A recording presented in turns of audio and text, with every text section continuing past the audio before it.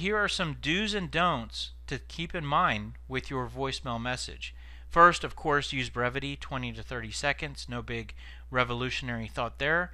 So just be careful not to go on and on in your voicemail message. You also, we talked about, we have the assumption that prospects aren't going to return our call, so let's not make a goal of the voicemail message to get them to call us back.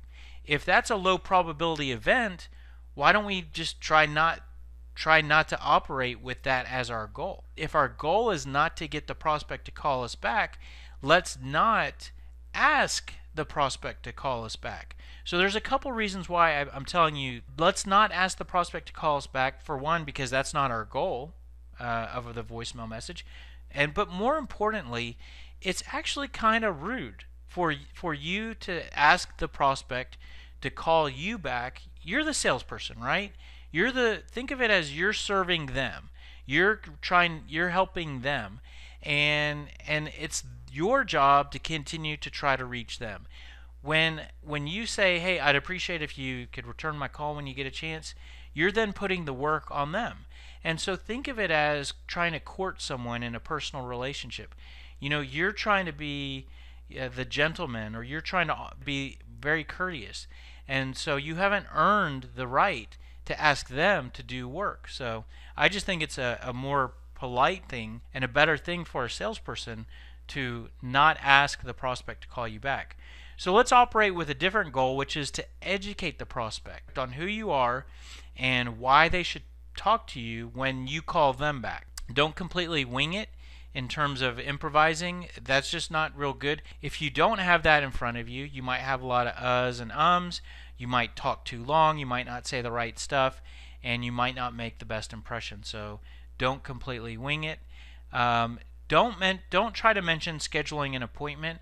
I know some sales trainers, they have a methodology where they'll call someone and they'll leave them a message saying something along the lines of, they'll introduce themselves and they'll say, yeah, and I'm reaching out to you to schedule a 15 to 20 minute appointment where we can do this and that.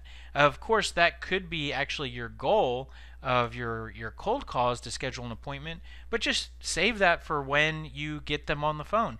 Nobody is going to return your voicemail. We already talked about it's not likely for them to return your call. They're definitely not going to call you back and say, "Hey, I got your voicemail about scheduling an appointment. I wanted to share with you my calendar dates of availability."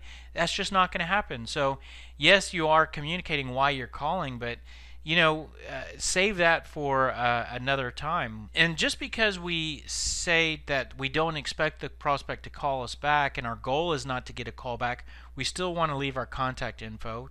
You never know. The last thing you want is for a prospect to not either understand your contact info or to not be able to write it down easily when they're listening to your message. So you want to say your contact info slowly, so that at a pace where someone might be able to write as you're saying it, and then you want to repeat it again so that they don't have to rewind the message. A best practice that we always preach is to send an email after every voicemail message that you leave. Now, I know I get a lot of voicemails and I do not get a follow-up email.